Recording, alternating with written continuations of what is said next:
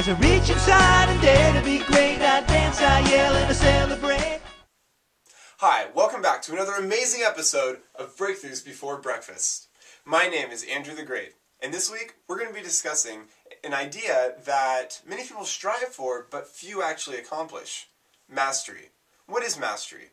Is it getting perfect scores in your exams? Is it breaking through those records that nobody thought could be broken? Or is it creating a new lens with which to view the world around you? Well, in a sense, it certainly is, but by no means limited to all of these things. So let's take a more in-depth look at how we at Frontier Trainings define mastery. Mastery consists of 6 key elements: commitment, excellence, repetition, frequency, intensity, and lastly, innovation. So now let's take a more in-depth look at each one of these components individually to really get a good understanding of what each one of them means.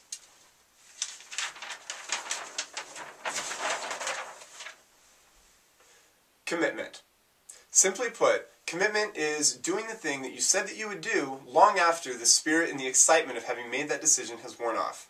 So take a look at your life. What are the things that you are committed to in your life, in your business? Next, excellence. Excellence is aiming to be the absolute best. It doesn't mean that you necessarily have to be the best in your industry, but if you want to attain mastery in any field, the willingness, ability, and sacrifices required will be great. Although perfection would be ideal, it's also somewhat unattainable. So we at Frontier have a little saying: aim for perfection, settle for excellence. For these next 3, we're going to use the metaphor of working out at a gym. After excellence, we have repetition. When working out at a gym, people typically do sets of a certain amount of reps. Well, at first these reps may seem difficult and clunky and awkward, but as they continue the motion, it becomes a natural process because it gets ingrained into the body through muscle memory. If you've ever seen somebody who's done a number of years of martial arts and they sense that they're about to be attacked, their years of training will kick in and they'll put up a defensive block as if their martial arts had never actually stopped. Following repetition is frequency. Frequency is about how often you go to the gym or how often you train your skill. How many of you have ever gone to the gym? You've worked out really, really hard. Sweat dripping down your body, muscles fatigued and exhausted. And after that day, you've just been fit for the rest of your life. Well, judging from the silence, I'm going to guess none of you. And that's because we all know that health and nutrition, just like mastery, is a maintenance process. It's something that gets either built up or torn down over extended periods of time. This is all based on the habits that we're creating, based off of the decisions that we're making on a day-to-day basis. So what decisions are you making in your life today that is affecting your chosen field, and are those decisions taking you on a path towards mastery? To wrap up our gym metaphor, we have intensity. Intensity is like adding on more weight to push your limits and beat your personal bests. When I used to go to my university's gym, there were a lot of people who went there regularly. They stayed there for extended periods of time, but they never even pushed themselves to a bead of sweat. They chatted with their friends and casually used the machine while looking around, waiting for something more interesting or exciting to happen. And as a result, they didn't reap the same benefits as the person who's pushing themselves constantly, pushing their limits, pushing all of their muscles to the point of where they're sweating buckets and can barely walk because they're pushing themselves to be the absolute best that they could possibly be.